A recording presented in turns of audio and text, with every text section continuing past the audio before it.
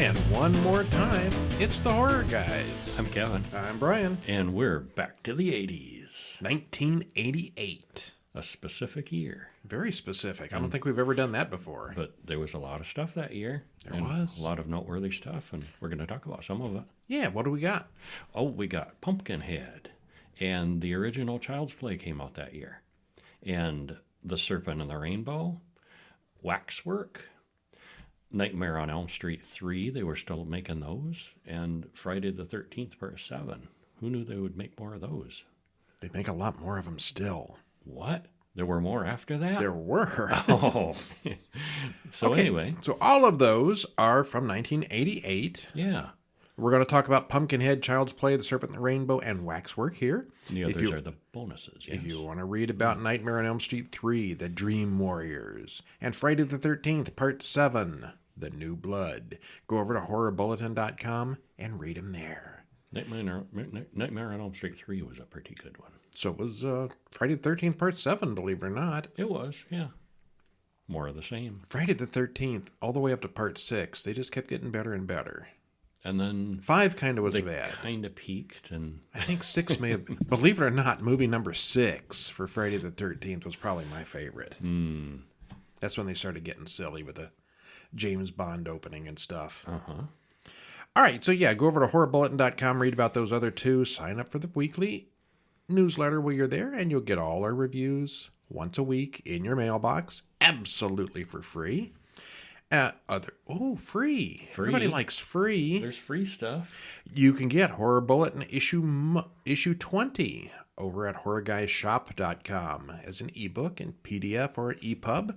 Read that on your Kindle, read that on your phone, read that on your iPad or your computer, or wherever you can do EPUBs and PDFs. Project it on the ceiling and fall asleep to the soothing words. Ooh.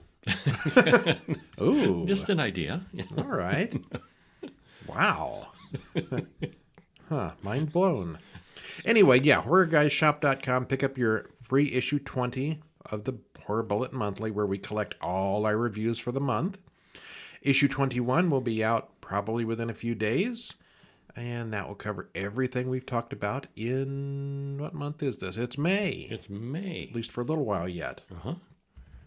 All right, so starting off in 1988, we had Pumpkinhead. It's the great Pumpkinhead, Charlie Brown.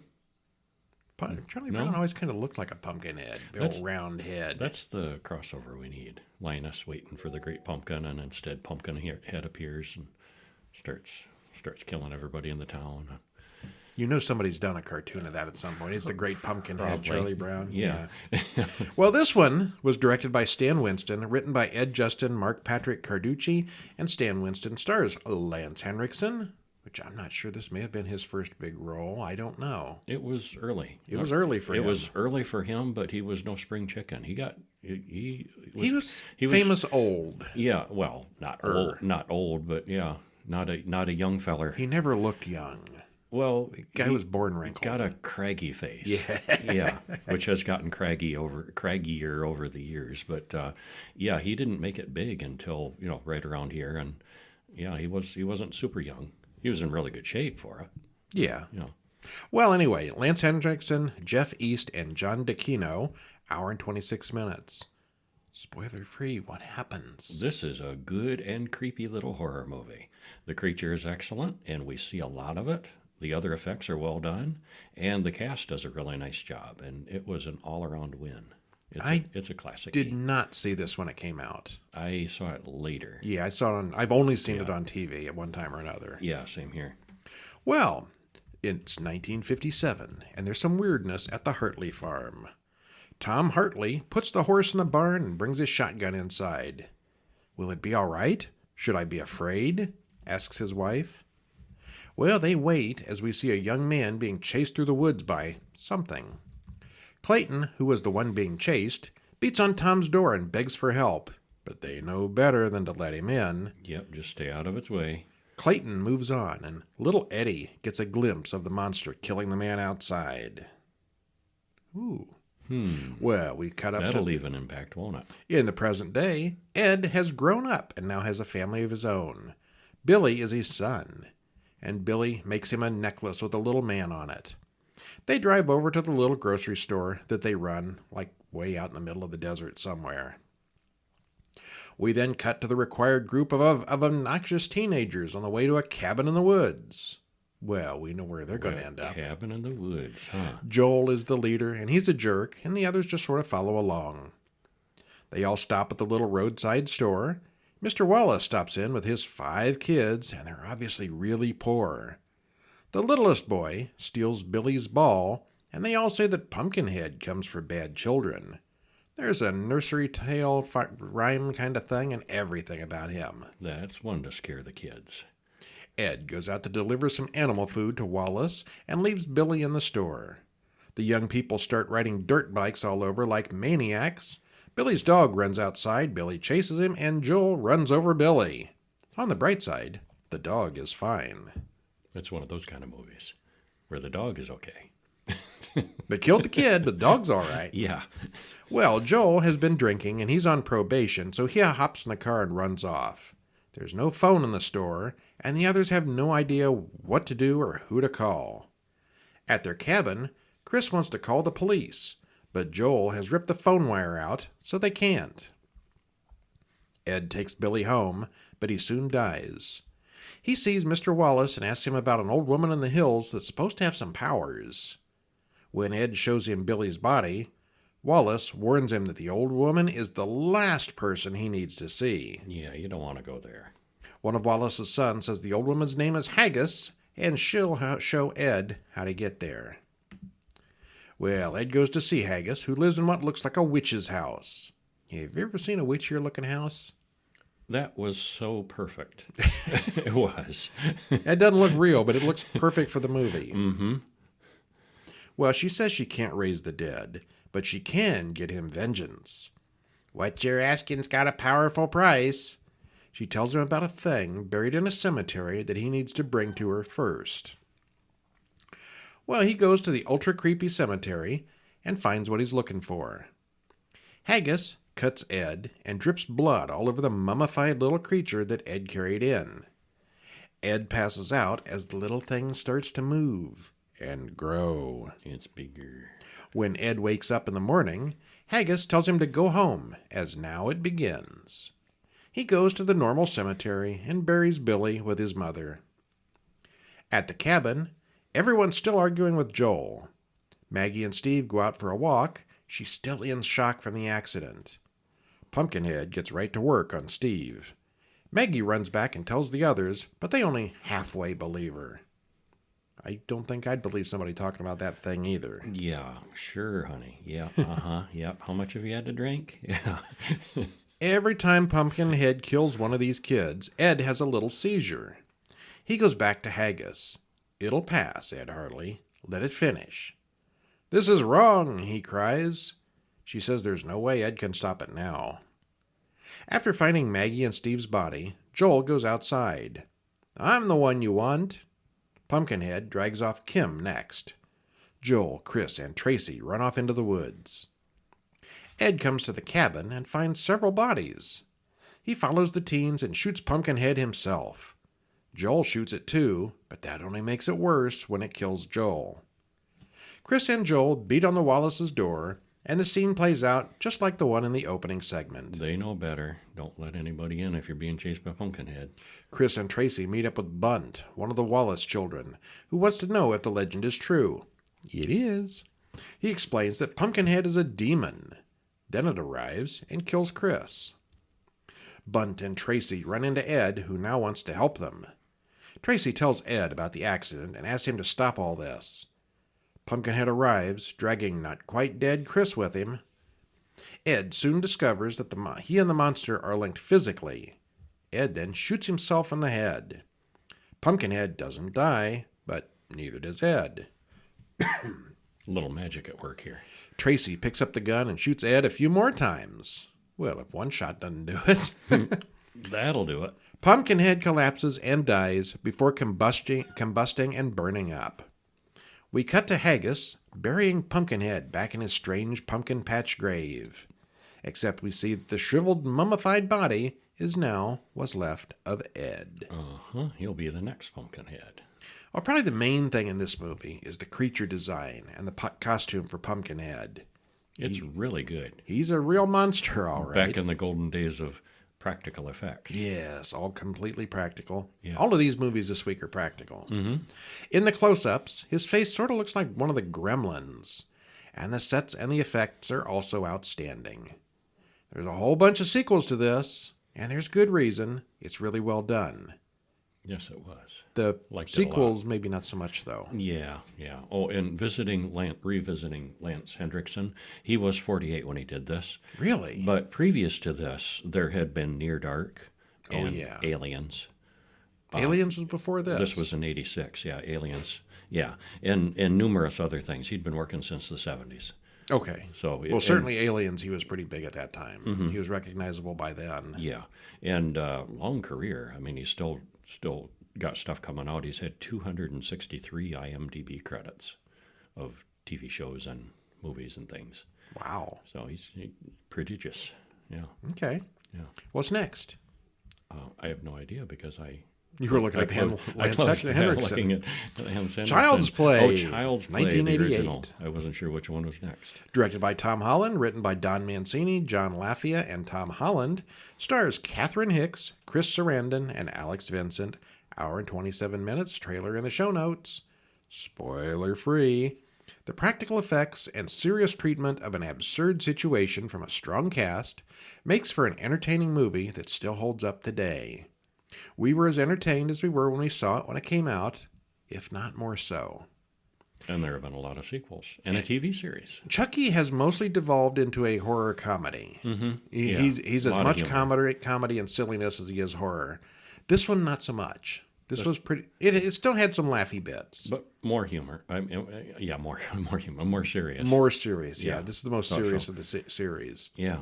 So what happens? Well, we open on a man running down an alley with police in pursuit. He's the Strangler, a notorious serial killer. And I don't think we ever see him strangle anyone. No, we just take their word for it. There's a shootout between him and Detective Mike Norris. He's shot in the leg and hides in a toy store. And credits roll.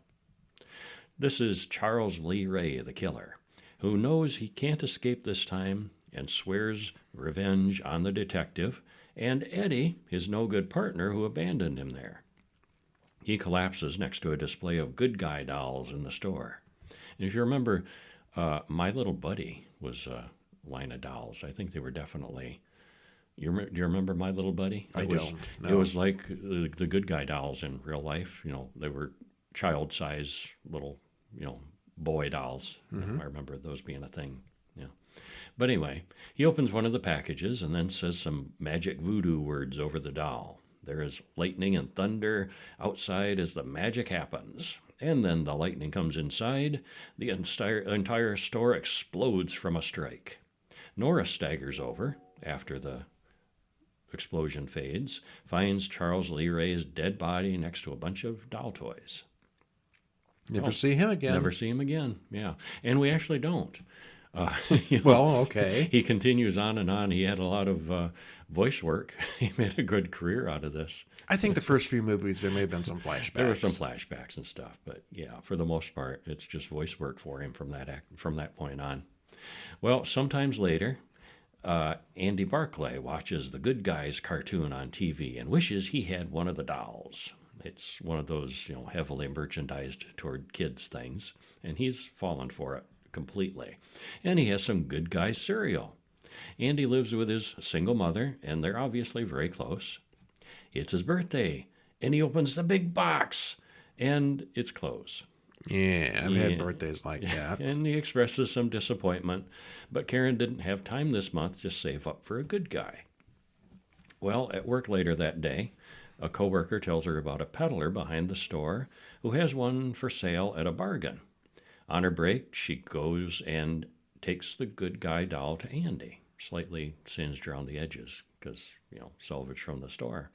It says, "Hi, I'm Chucky, and I'm your friend to the end, hidey-ho." Karen has to work tonight, so Maggie offers to babysit. There's a news report about Eddie Caputo escaping from jail, and the doll seems to notice. Andy goes to bed, and Maggie turns on some old movies, and we see Chucky running around in the background as she reads. she gets pushed out the window, where she falls 7 stories to her death. We really don't see Chucky doing anything. Just glimpses in the background. Just flashes as he runs. And yeah, you don't get a good look yet. Yeah. Karen gets home from work to find police, ambulances, and news crews outside her apartment. Detective Mike Norris tells Karen what happened. There are tiny footprints that Norris thinks are suspicious, but they aren't Andy's footprints. Norris thinks it's homicide, but he's the only one.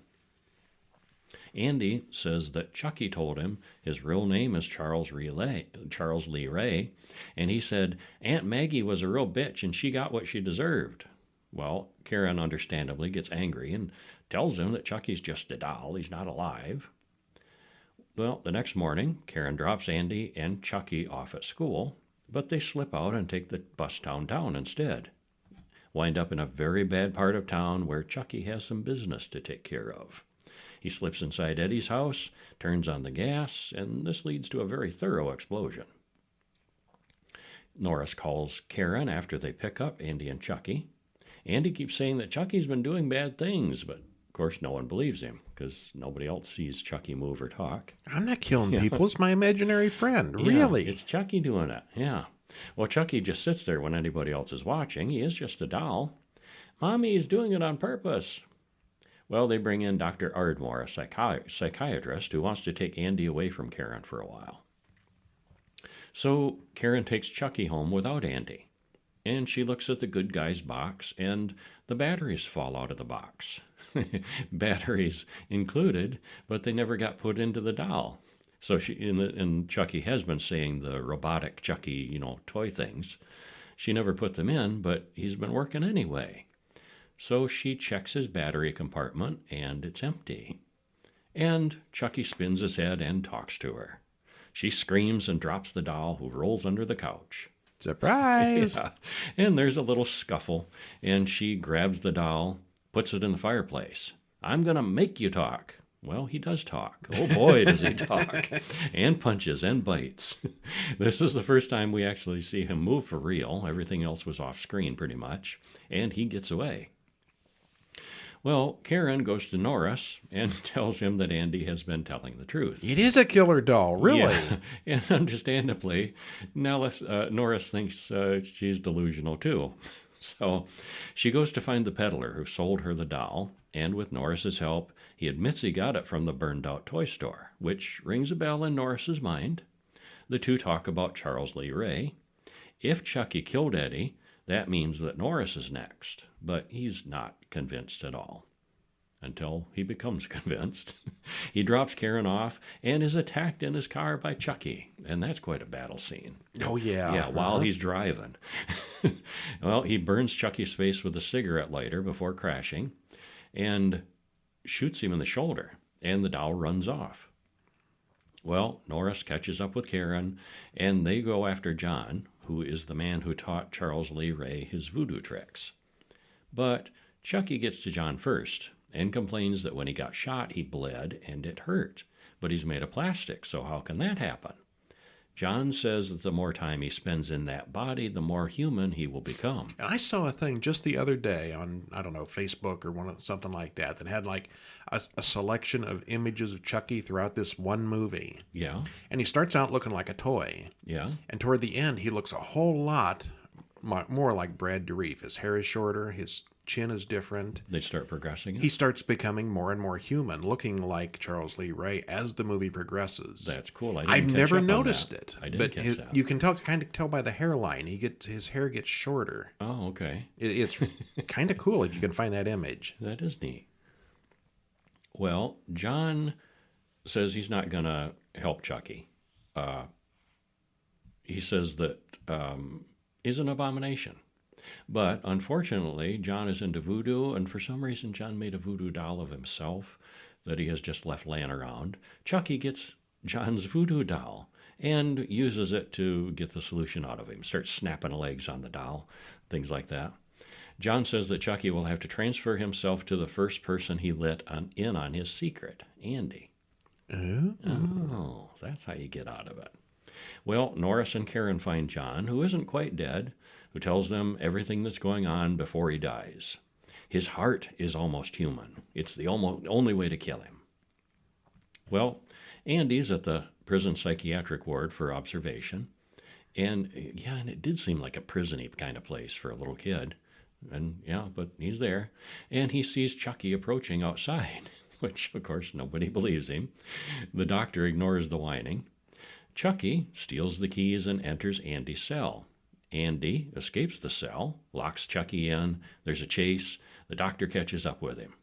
And Chucky kills the doctor with his shock treatment machine. Bzzz. Yeah. Well, Andy escapes the hospital and runs home, but everyone else is not far behind. Chucky knocks Andy out and starts his mind transference ritual. The lightning and thunder starts up, but Karen interrupts. There's a ridiculous battle. There is. And it just kind of goes on and on. But Karen traps Chucky in the fireplace, and Andy sets him on fire. Chucky runs around the room screaming and burning, and he's just a melted plastic shell when they finished. I'm sure he's dead now. Yep, all done. Well, they attend to Norris's wounds, but Andy notices that Chucky's body is gone. Give me the boy and I'll let you live, he screams. Andy shoots Chucky's head off, and his arm, and a leg, and he keeps trying to reach him anyway. Norris's partner arrives and notices the doll pieces all over the place. He brings in Chucky's head, and suddenly he's no longer a skeptic either. Chucky's body parts attack him. Norris shoots Chucky in the heart, and blood splatters everywhere.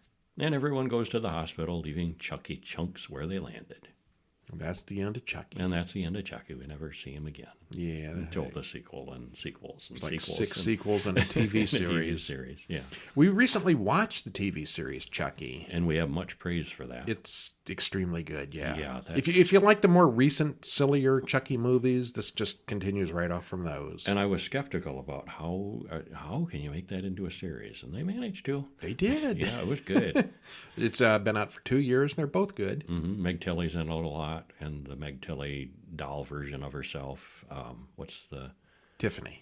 Yeah, and lots of Chucky. Yeah, lots of Chucky, and it just goes on, and it gets wild. Although there is some natural humor here, this was played pretty straightforward compared to the many sequels that were more comedy than horror. Decent child actors were few and far between in the 80s, but Alex Vincent as Andy does a really good job here. Catherine Hicks and Chris Sarandon are also excellent, taking it all very seriously. Remember now, this was all before CGI, so Chucky is a mixture of puppetry, stop motion, little people, and child actors.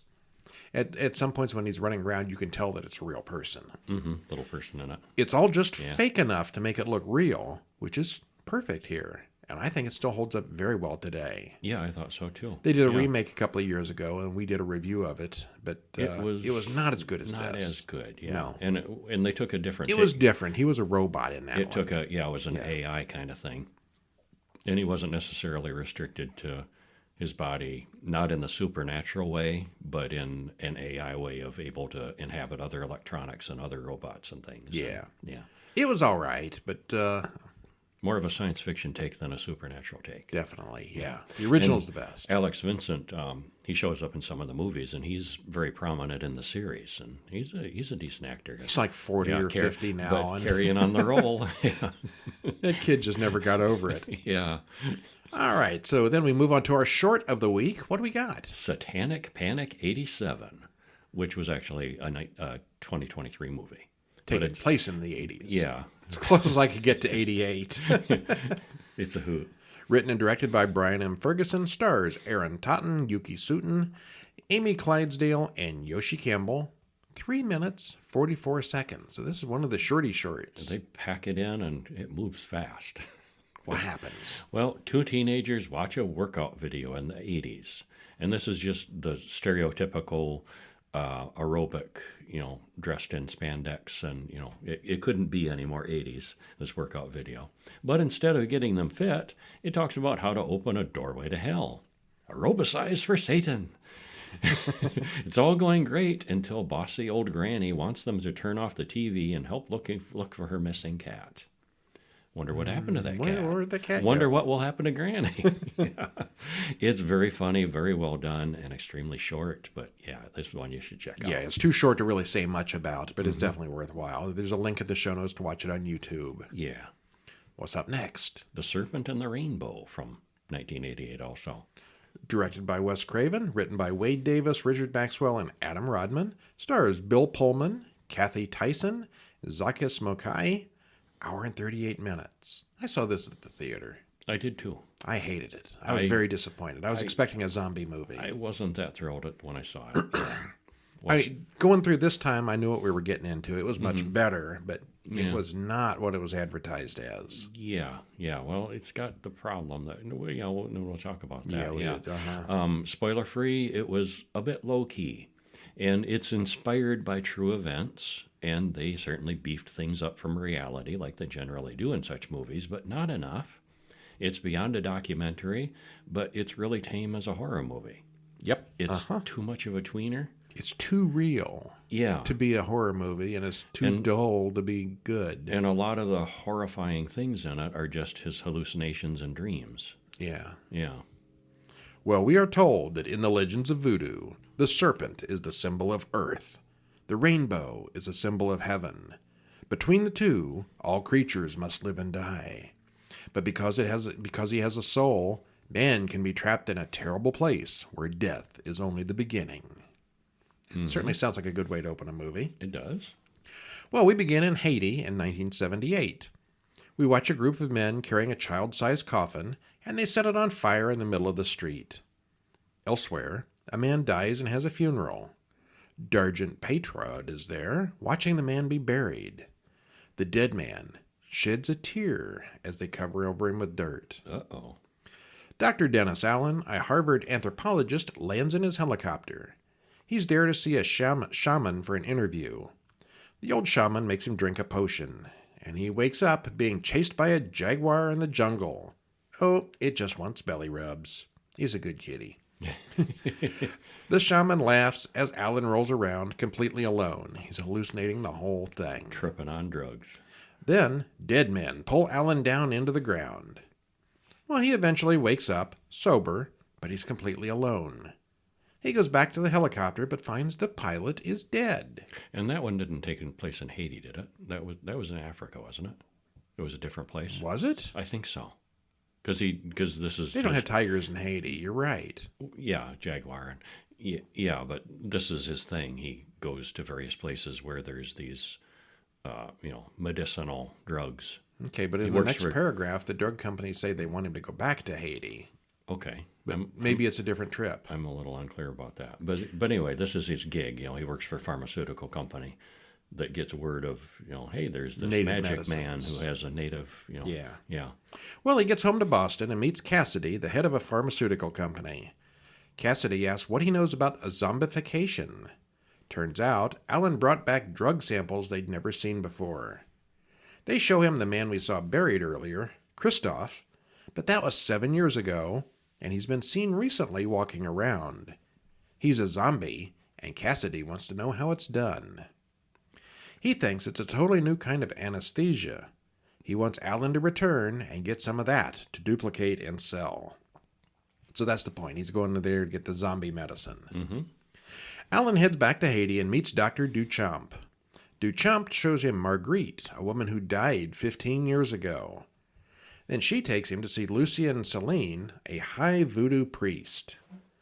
Alan sees Petrode and recognizes him from the vision, a black magician and chief of the secret police. And has that actor who played Petrode, occasionally he plays a good guy, but he's always just somebody weird or evil or both. Well, there's the magic Negro trope. And I think he's one that really fills that one. He often plays some kind of, African magician or something. Uh-huh, yeah. Well, they go to a cemetery that night and interrupt some grave robbers. Alan accuses Duchamp of scamming him for money, and then they run into Christoph, the talking zombie. He recounts his own funeral and something about poison that goes through the skin.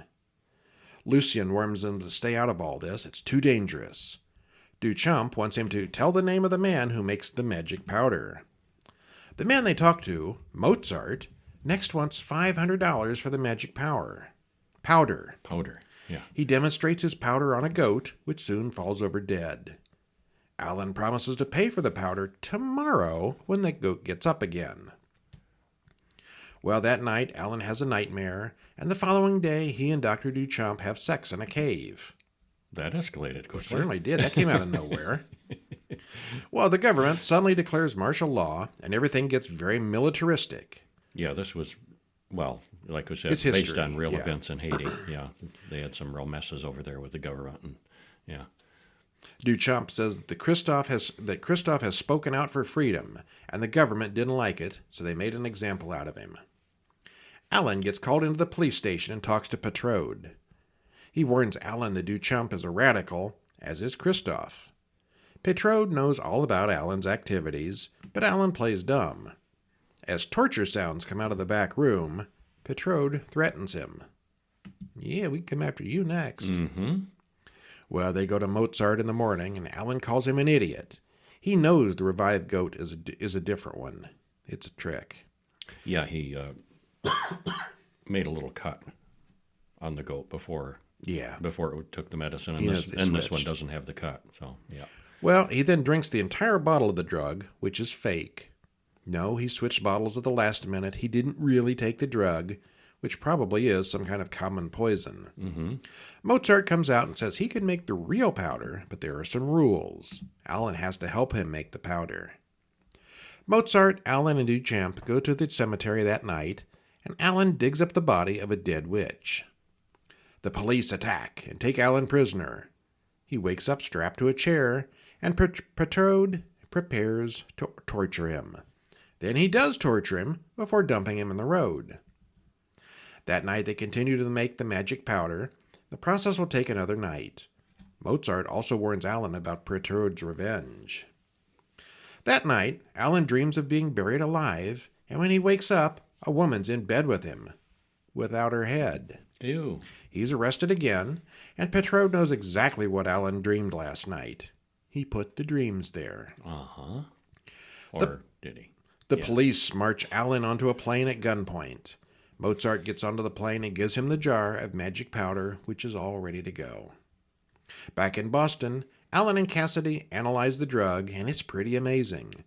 The powder makes a person appear dead for 12 hours, but then they wake up. They want to call it Zumbanol. And this is where they lost me a little bit, inspired by true events. And okay, so where is it? Where's Zumbanol? Yeah, we're not using that today. Whatever happened to that? Waiting, it's pending FDA approval, I'm sure. Okay. Alan tells his boss he can't get through to Duchamp on the phone. Well, maybe they realize that one of the necessary ingredients is a witch skeleton, and those are in short supply. They just can't synthesize those in the lab. Yeah. Alan is warned to stay away from Haiti, but he still has these creepy hallucinations. Cassidy's wife goes crazy and attacks Alan and goes into convulsions, but she had nothing to do with any of this. Alan decides he goes back to Haiti. He's going to get me wherever I am, he says. Lucien grabs him from the airport. He's been hiding and protecting Duchamp. Petrode does a spell somewhere, and Lucien dies painfully. He also has Mozart beheaded. Someone spits yellow powder on Alan, who soon falls down. "Don't let them bury me! I'm not dead!" he yells. Well, he hears and sees everything as the doctor pronounces him dead. Petrode tells the doctor that he's made all the arrangements, and he puts a tarantula in the coffin before sealing it up and burying him. He's just a nasty man. Yeah, he is. Yeah. Sometime later, we hear Alan wake up in the coffin screaming. Christophe, of all people, digs him up. The zombie rescues the zombie. Uh-huh. Well, there are radio reports of revolution, and the dictator has fled the country. Alan staggers into town as Duchamp is being executed. When Petrode hears the people outside revolting, he commands Alan to come to him. The people are revolting. Yeah, some of them are. Yeah, some of them. Yeah. Duchamp smashes the container that holds Lucien's soul, and Petrode starts seeing a jaguar chasing him until he bursts out in flame and dies. Suddenly, Petrode jumps through the wall and fights Alan one more time. His own torture chamber chair eventually attacks him and pulls him down to hell. Or at least that's what Alan sees in his mind. Didn't really happen. Maybe. Who knows? Yeah. Well, okay, like I said, I saw this when it first came out in the theaters, and it was very clearly marketed as a zombie movie. I was bored and disappointed. It wasn't what I expected either. Yeah. Yeah, this time around we knew what we were going to get into, and it was better, but it's still not a... It's still just kind of okay. Very marginally horror. Yeah. It's more of a drama with some horror-like nightmares. There's no real zombies here, as it's based on a nonfiction book. There's a small bit of magic, but nothing that couldn't be explained non-magically with hallucinations. It's too realistic to be a fun horror film, and too magical, fictionalized, to be a documentary. It's well made and well acted, but it leaves a lot to be desired as a horror film.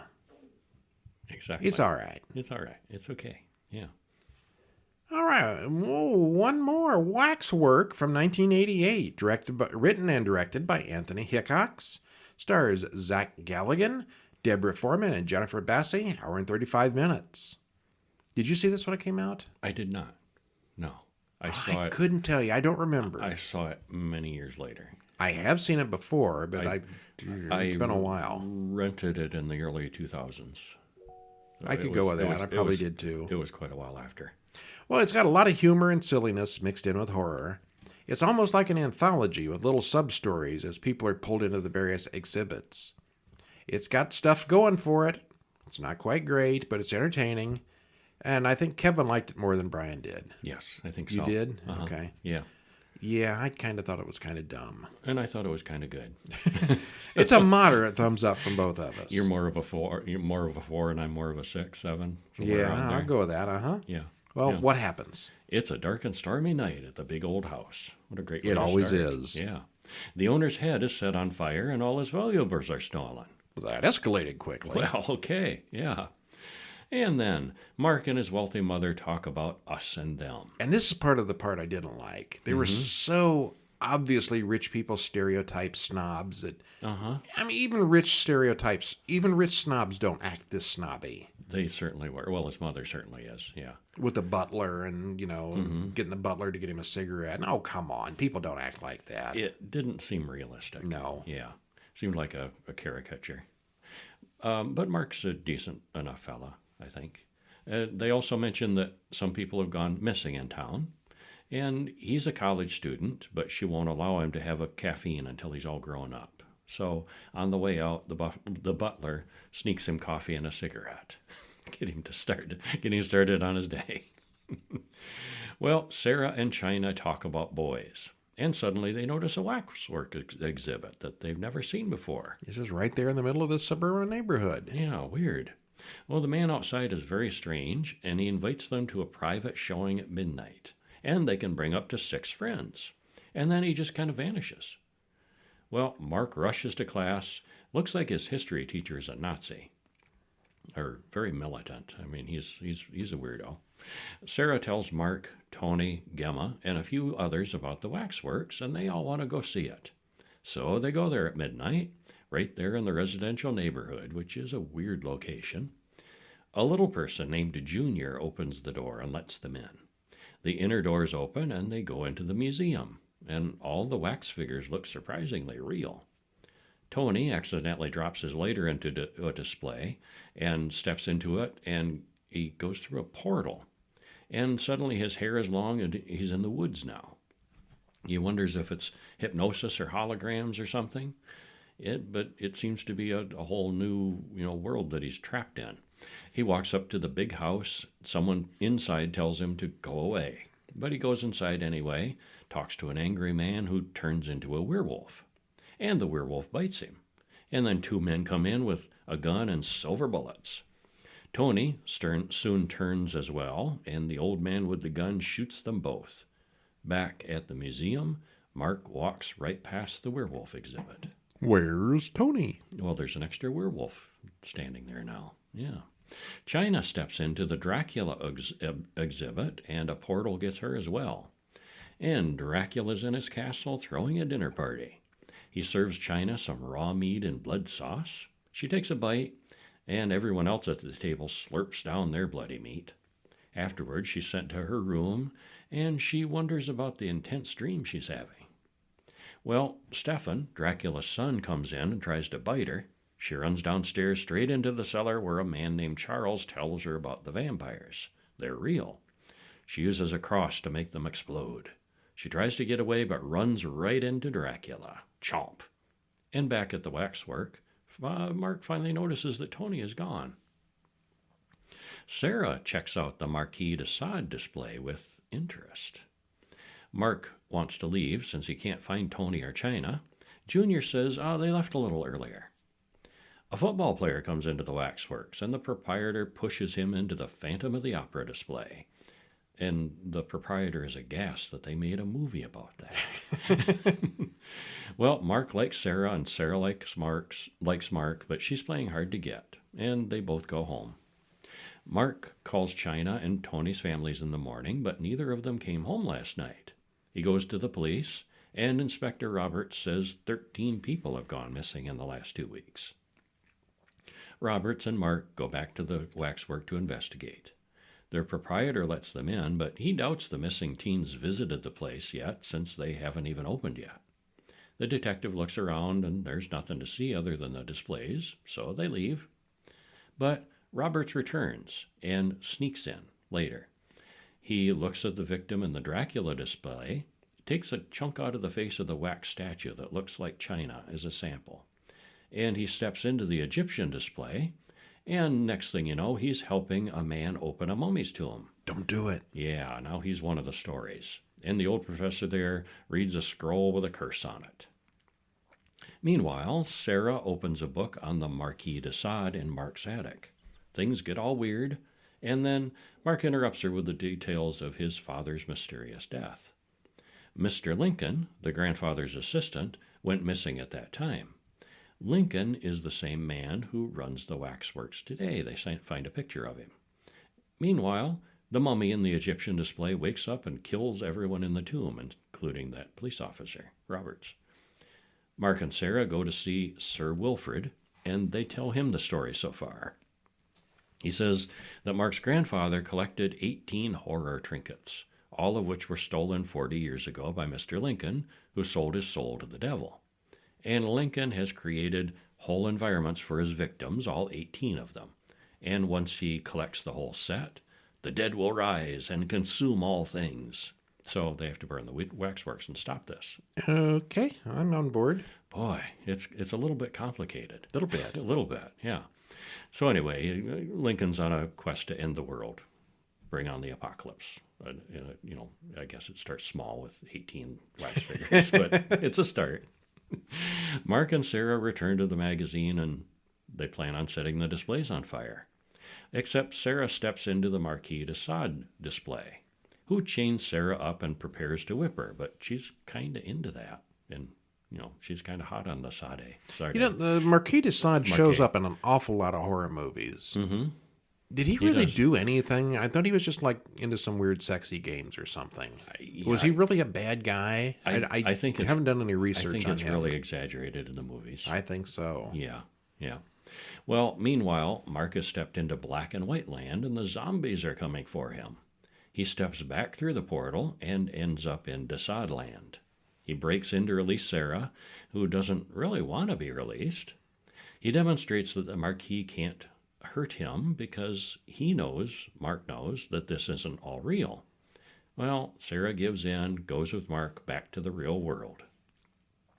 The bad guys in the museum grab Mark and Sarah as a young couple come in to check out the displays. Well, they soon vanish into the displays and are killed. "Live, my children, live," says Lincoln. He's finally got his 18.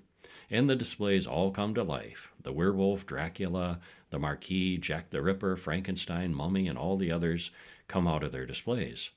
And suddenly, Sir Wilfrid comes in with Mark's butler and a whole bunch of other guys. He gives everyone swords, and they battle the monsters. China comes to Mark, and she apologizes, but she's a vampire now and tries to bite him. Well, it comes down to Mark versus the Marquis, fencing, and Lincoln watches. The Marquis loses, but Lincoln's got a gun. Lincoln is the guy who killed Mark's grandfather and stole the 18 trinkets. That all comes out now. So Wilford shoots Lincoln in the back, and he falls into the vat of wax. Because, there's a vat of wax. If you're going to have a vat of wax, somebody has to fall into it. Of course, somebody is going to fall into the open vat of wax. That's how these movies work. Well, the fire spreads through the waxworks, and the young couple are the only ones to escape. Happy ending. A lot of body count there at the end. I mean, a happy ending for them, but boy, that was quite a body count. Got to find a new butler. Yeah, that too. Yeah.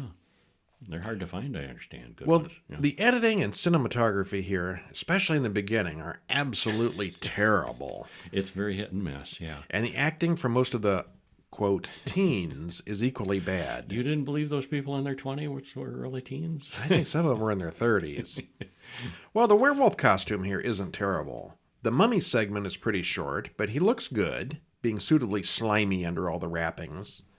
All the monsters at the end look fairly decent, but the big climactic battle at the end was pretty ridiculous.